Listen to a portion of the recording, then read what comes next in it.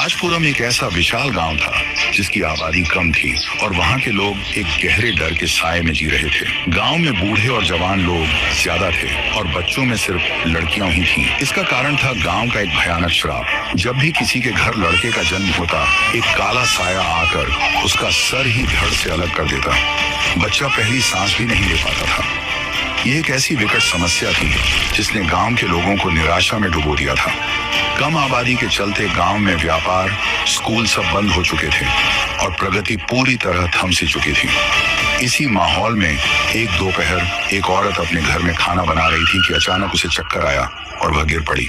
उसकी तेज चीख सुनकर उसका पति भागा भागा किचन में आया और तुरंत हड़बड़ी से उसे उठाकर अस्पताल ले गया। वहां नर्स ने औरत को लंबे समय तक चेक किया और उसके बाद पति को खुशखबरी दी। देखिए भाई साहब, आप बिल्कुल चिंता न करें, घबराने की कोई बात नहीं है। आपकी पत्नी को चक्कर इसलिए आए थे क्योंकि वह प्रेग्नेंट है।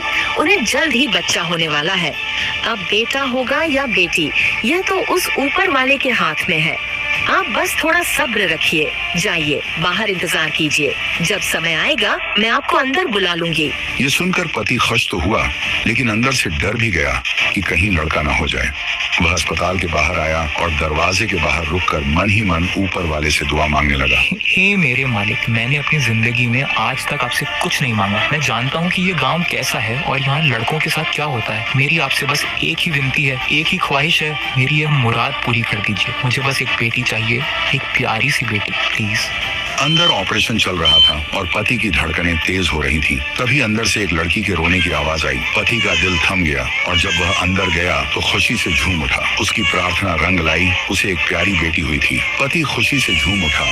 राजपुरम में बेटी का जन्म बहुत शुभ माना जाता था। अगले ही दिन एक नया शादीशुदा जोड़ा दूसरे गांव से राजपुरम में रहने के लिए आया। उन्हें इस गांव के श्राप के बारे में कुछ पता नहीं था। वे बाइक पर सफर कर रहे थे कि अचानक पत्नी जोर जोर से चिल्लाने लगी। मेरे पेट में बहुत तेज दर्द हो रहा है, मैं सह नहीं पा रही, उल्टियाँ भी हो रही हैं, कुछ करो प्लीज।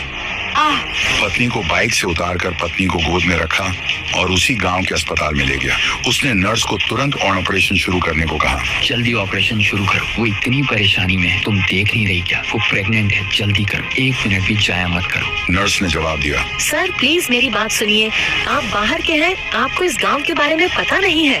मैं आपको कह रही हूँ यहाँ ऑपरेशन मत कराइए। ये सुनकर पति का गुस्सा भड़क उठा और बोला, मुझे पता से तुम डॉक्टर लोगों का क्या होता है। तुम्हें ज्यादा पैसा चाहिए है ना? हाँ, मैं तुम्हें ज्यादा पैसे दूंगा, जितना मांगोगी दूंगा, पर अब जल्दी करो वरना माँ और बच्चा दोनों मर जाएंगे। जल्दी करो। नर्स ने समझा के कहा, मैं ये ऑपरेशन